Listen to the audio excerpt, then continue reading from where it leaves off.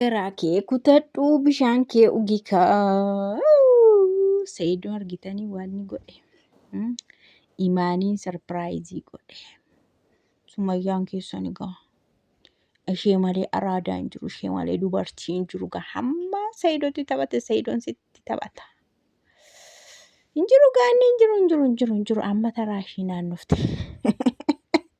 Sayidoon rijeektii ishee godhe ishee tuffate. Deebiillee hin deebisneef. Deebii viidiyoo sanaallee hin deebisne. Haga amma argitanii. Amma immoo maal godhee jira? Imaanii sarpiraayizii godhee jira jechuudha. Koodiillee hin jenneen. Amma yeroo waa ammoo horii wayii qeeqee horii wayii dhufe moo maanni koodii jedhameedha. Sayidoon amma Sumayyaa asiin darbee Sumayyaatu mana kana dhufee mucaa fiddee dhuftee isheetu kana fakkaatee dhufee isheetu na sallaluu dhufee isheetu kadhattu fakkaatee dhufee isheetu miskiina fakkaatee dhufee isheetu nama homaa hin qabne fakkaatee dhufee isheetu ijoollee sadiin qaba abbaan qaban jedhee dhufee hin naanisi hin aarrisi. Deebiin deebisne kula oolumaan jirra eegaa turrelleeti. Sayidoon maal jedha jennee eegaa turre wayinii sayidoon maal jedha. Mucaa jala dabarsite hin aara hin boo'a jedhee faan eegaa turani. Hojii Sumayyaa kanatti viidiyoo hojjete atantamaan jedhe atantamaan viidiyoo hojjeta. Se'een eegaa ture inni garuu asiin baatee baqa nama yeroo rijeekti godhan jiraachuu isaa irraanfatu jechuudha. Sumayyaa kana caalaa garaan ishee hin gubatu baqa. Kana caalaa garaan ishee hin gubatu baqa. Atamma mana namaa dhaqxee waan arge hojjettee namni suni yookaan mana namaa deemtee baqa namni sun deebisu ta'e namni sun sittiin dubbatu dhufee siin lolufaa taanaan baqa akka duutetti of lakkooftaa jechuudha. Akka hin jirretti of lakkooftaa jechuudha. Kanaaf Sumayyaan keessan egaa amma ani yeroo darbe yeroo inni kan imaanii viidiyoo gadhiisu mana duwwaa keessatti kun mana duwwaatti jireenya eegallee jedhee yeroo inni gadhiisu wayinii Sayidoo jedhaan ture amma gaashishi haa ta'u immoo marsaa isatti aanu kanatti viidiyoo gadhiisa laata jedheen ture. Inni garuu kun viidiyoo gadhiisuudhaaf suuraa gadhiisee jira jechuudha. Imaaniin maal godhe sarpiraayizii godhe sijjammar Sayidoon biriin dhabu nama qora. Dubartii qallaalii qoruu kanaatti hin gashu. Hin qoraanis akka inni qoru bareeda kana viidiyoo isaa keessatti dhugaa dubbachuudhaaf. Sayidoon jiru akka sanaa mana akka sanaa keessaa ba'ee mana kifilii tokkotti kutaa tokkotti gala jedhamee yaadamu. Sayidoon waan baay'ee qaba. Unkaan Sayidoon jechuudha. Riil isteetii iddoo meeqaa bitate? Osoo rakkoo ta'e isayyuu achumatti gurgurachuu illee danda'a bara. Yeroo xumuramu kennama miti tokko fa'a amma waggaaf ja'a keessatti xumuramee kennama jedhamee ture. Inni Sumayyaa faana al tokko deemanii DMC sana jechuudha. Inni fa'a waggaaf ja'a keessatti kan xumuramudha. Osoo barbaadeessa fa'a gurgurata birriitoo dhabe. Kan biraas bibbitee qaba. Isaan achumatti gurgurachuu siqqoon danda'ama bara. Osoo birrii dhabe garuu inni maallaqa dhabe toon taane qormaatadha. Qormaata qoraa jira beerransaa kana walitti qabe. Kanaafiyyuu imaan qabanooftuudha jedhanii durumatti qabanoofteetti abbaate Adaamaa keessa taa'anii waan nama qabbaneessu argachuu jechuu caalaan immoo humtuu hin jiru. Adaamaa hin ho'a. Ho'isaa baay'eedha. Ho'a sadakeetti nama qabbaneessu waan nama qabbaneessu argachuu jechuun immoo akka jiruu ishee dhumaati. Kanaaf imaan keessan immoo dhuftee gaafuma isheen dhuftu imaan qabbanooftuudha. Hin qabbanooftii jennaan baqqanuun waan isaa nu galuu didee zim maaliif namaan galu kan waan qabbanaa ammayyuu namaan galu walumaa galatti garuu qabbaneessiteetti.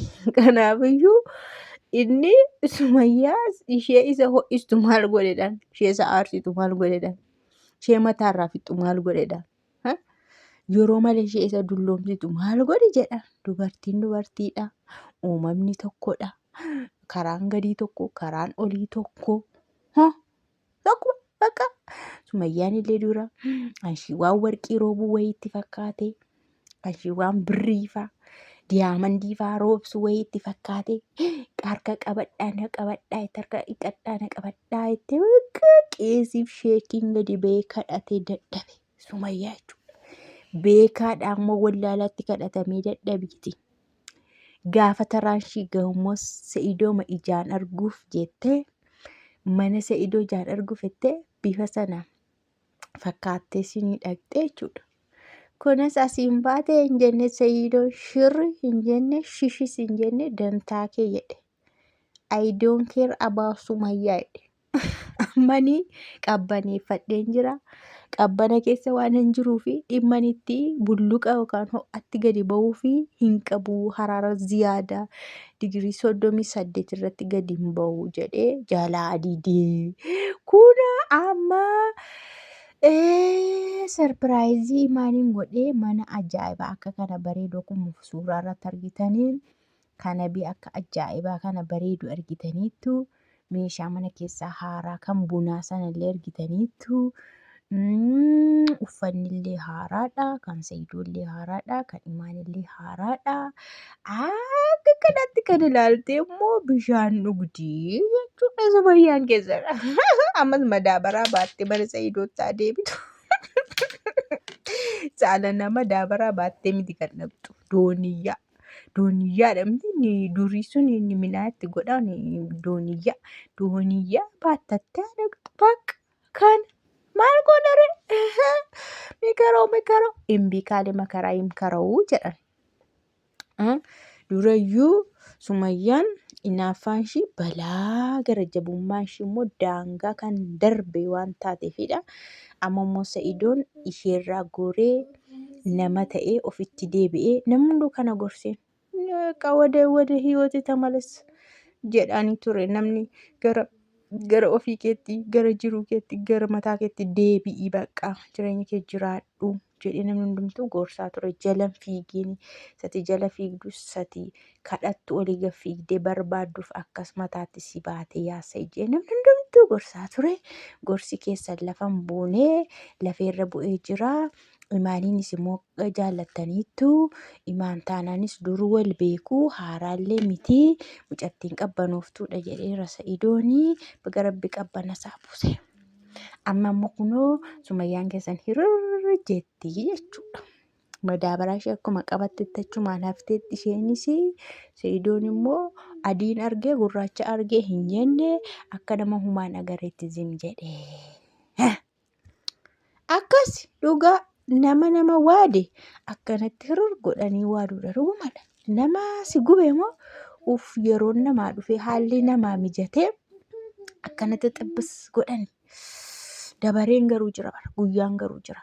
Namuma akkana si gubee bakka nama dhiifama namaa godhuu diduu akka waan uumaa ta'e uumaan iyyuu dhiifama na kadhadhaa dhiifama sinii godhaa jedha. Cubbuu keessan himadhaa dhiifama sinii godhaadha Waaqayyo. Ankanan balleesse itti ati kadhannaan si dhiisa. Inni si ajjeesuufis si jiraachisuufis sakandii tokkotti aangoo qabuyyuu si dhiisa. Kun maal ishiin bara meeqa kadhanne dadhabne amma ga'a. Sa'idoodhaan malee jiraachuu hin danda'u. Maayetti yeroo darbe ammatu ani deebi'ee iyyuu ni dhaqee hunda ishii haree kosiitti dabalaa akka hin jirree godhaa jette. Sa'idoon kana booda eenyu isaaniiyyuu hin dhiisu. Keessattuu Imaaniin eenyutti hin qixxeessu bakka. Sumayyaa haree baasa malee Imaaniin hin dhiisu. Ilil maal na dhibee naa? Deebitu isheedha deebi'e.